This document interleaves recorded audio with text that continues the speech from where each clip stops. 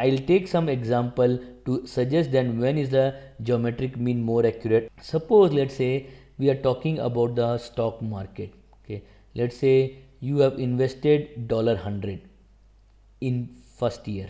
Okay, and in the first year what has happened is the stock market gave you a return of 100%. Okay, that means your $100 it became $200 at the end of the first year. Okay, but the next year what happened is because of the global market crisis the stock market gave you only 50% return, negative 50, that is it became half. So what will be your value? Your 100 it became 200. In the next year it will become again $100. Right? So if you see that what is your overall return?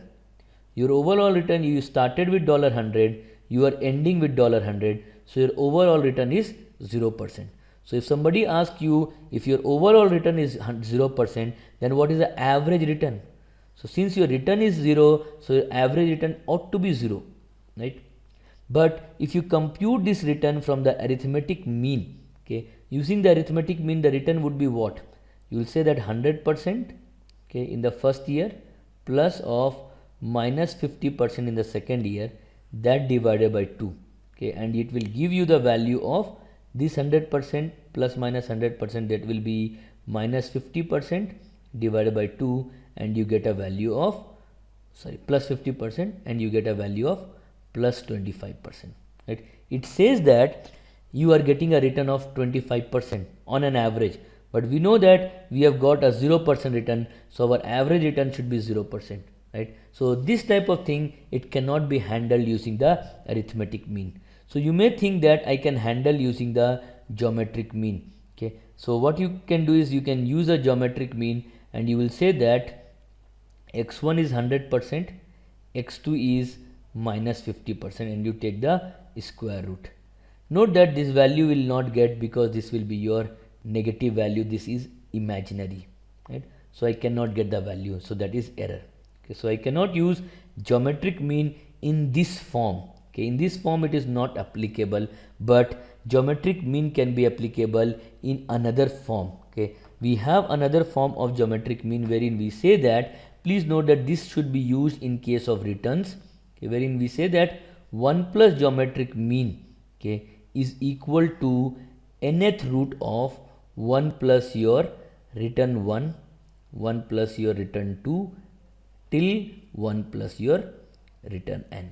So this is your where your geometric mean will be applicable. That is, you are adding all the returns by 1 and you are multiplying with the assumption that the returns will not be less than 100%. So these all values will be positive values.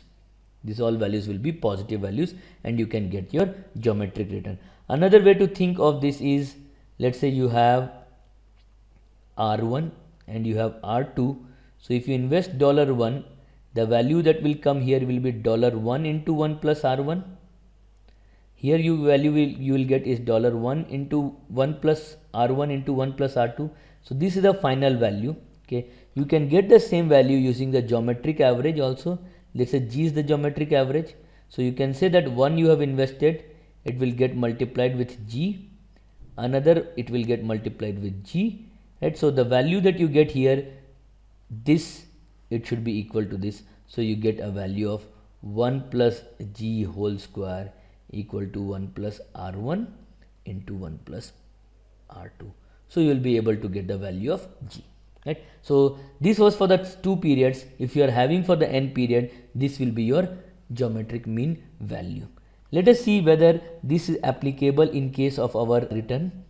We say that 1 plus G whole square is equal to 1 plus R1, which is 100%, into 1 plus R2, which is minus 50%. Right? So this is 1 plus 1, this is 1 plus minus 0.5. So this is 2 into 0.5, which is coming as 1. So your 1 plus G whole square is 1.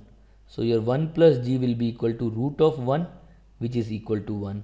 So your G will be equal to 1 minus 1, which comes to 0. It means that your geometric return is 0%, which is actually what our return is.